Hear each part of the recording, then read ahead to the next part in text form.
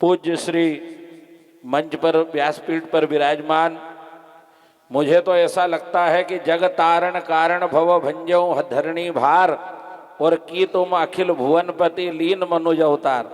ऐसा लगता है इन महापुरुषों को देख करके कि जग कारण तारण भव भंजऊ धरणी भार, इस धरा के भार को उतारने के लिए, धर्म की ध्वजा को लहराने के लिए, भटके हुए जीवों को सदमार्ग के पर लाने के लिए साक्षात भगवान श्रीमन नारायण नर नारायण के रूप में अवतरित होकर के आए हैं। वास्तव में ये सत्य है, ऐसी कड़कड़ाती ठंड में जहाँ 2-2, 3-3, 4-4 कपड़ा पहनने के बाद में भी ठंड से कांप रहे हैं हम लोग, ऐसे माहौल में निर्वस्त्र रह करके ये साधना का, ये तपस्या का, वेद मंत्र का, भजन का, नाम मंत्र का यदि साक्षात प्रभाव कोई देखना चाहता है तो वो ये है। दुनिया में कई प्रकार के जादू टोने, जंतर मंतर, छू मंतर करके संसार में लोगों को, समाज को भटकाया जा रहा है, पर यदि वास्तविक धर्म का दर्शन कहीं हो रहा है, वास्तविक तपोमूर्ति कहीं नजर आ रही है, वास्तव में तपस्या का कहीं प्रभाव नजर आ रहा है, तो ऐसे संतों के अंदर, और एक जो बात जैन धर्म की आती है तो वास्तव में एक श्रेष्ठ जीवन जीने की एक परिपाठी है।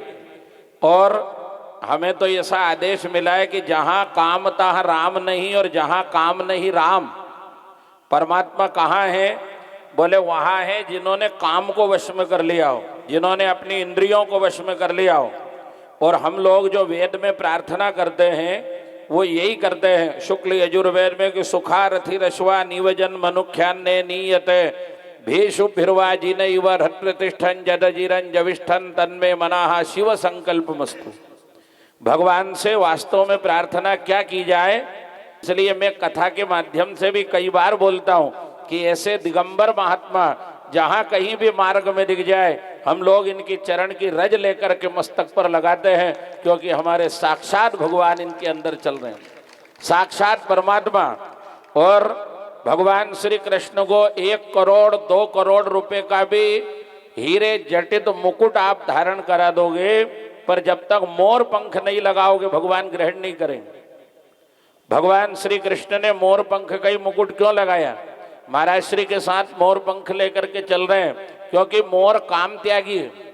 ब्रह्मा की बनाई गई सृष्टि में मोर ही एक ऐसा जीव है जो भोग नहीं करता, जो विषय विलासिता से परे है, जो केवल आंसू पान कर लेने से गर्भ धारण करके और संतति को जन्म दे देती है। ऐसे मोर पंख का परमात्मा ने मुकुट बनाया। तो ये लोग कौन है?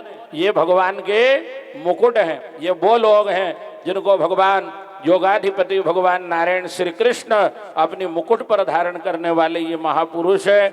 ऐसा लगता है नर नारायण की तुम दोई, हमको ऐसा प्रतीत होता है कि साक्षात परमात्मा अवतरित होकर के यहाँ आए हैं। महाराज श्री के चरणों में कोटि कोटि वंदन करते हुए निवेदन करूंगा कि नर्मदा के नाभि कुंड नेमावर, जहाँ गुरुदेव विद्यासागर जी से कई बार हमने दर्शन किए, जिनकी चरण रज का प्रताप माँ नर्मदा के तटवर्ती क्षेत्रों में फैल रहा है, और जब भी आप उधर पधारें तो संस्कृत विद्यालय में आपकी चरण रज आ जाए, ताकि हम हमारा और ब्राह्मण बटुकों का उद्धार हो जाएगा।